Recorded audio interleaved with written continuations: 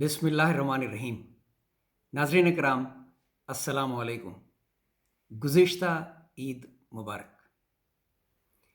بہت زیادہ وقت نہیں لوں گا اور بہت ہی خاص ویڈیو لے کے حاضر ہوا۔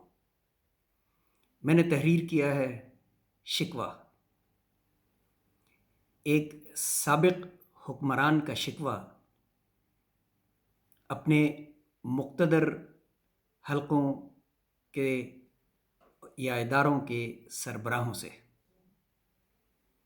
کیونکہ غیر سیاسی چینل ہے ہمارا، اس لیے کسی کا نام نہیں لوں گا، لیکن چونکہ عوام میں بے پناہ بے چینی اور مایوسی پائی جاتی ہے، اس لیے میرے قلم نے مجھے مجبور کیا کہ میں یہ شکوہ تحریر کر دوں۔ عرض کیا ہے، عید کا دن ہے مگر ملک میں بے چینی ہے۔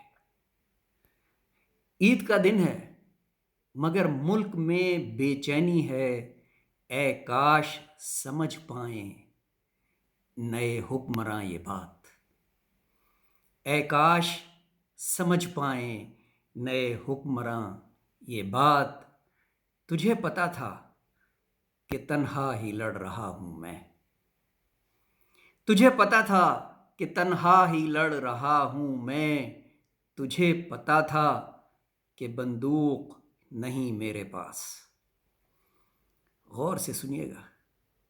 تجھے پتا تھا کہ بندوق نہیں میرے پاس، گمان تھا مجھے کہ شاید تیرا ساتھ ہوگا۔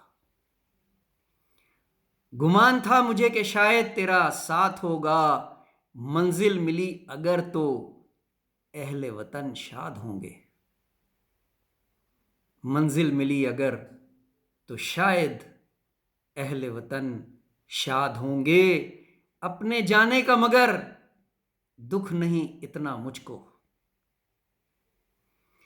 اپنے جانے کا نہیں دکھ مگر اتنا مجھ کو، ہاں مجھے ملال ہے چوروں کو ہے اپنایا تو نے۔ ہاں مجھے ملال ہے چوروں کو ہے اپنایا تو نے۔ دشمن نے وار مجھ پہ نہیں تجھ پہ کیا ہے۔ دشمن نے وار مجھ پہ نہیں تجھ پہ کیا ہے، میں تو تنہا آیا تھا تنہا ہی چلا جاؤں گا۔ میں تو تنہا آیا تھا تنہا ہی چلا جاؤں گا، دے نہیں پائے گا تو اہل وطن کو جواب۔ دے نہیں پائے گا تو اہل وطن کو جواب، توبہ بھی ضروری ہے خود پہ ملامت بھی۔ توبہ بھی ضروری ہے خود پہ ملامت بھی، تب جا کے ملے شاید رب سے معافی۔ تب جا کے ملے شاید رب سے معافی، یا رب قبول کر لے توبہ عوام کی۔ یا رب قبول کر لے توبہ عوام کی، لیڈر ہمیں عطا کر جن پہ تیری رضا ہو۔ لیڈر ہمیں عطا کر جن پہ تیری رضا ہو، آمین ثم آمین۔ ناظرین کرام، میری بات اگر سمجھ میں آئی ہو اور پسند آئی ہو تو ویڈیو کو لائک کیجئے، چینل کو سبسکرائب کیجئے۔ غیر سیاسی چینل ہے، لیکن جب مسئلہ آ جائے قومی سلامتی کا تو پھر میں بات کرتا ہوں۔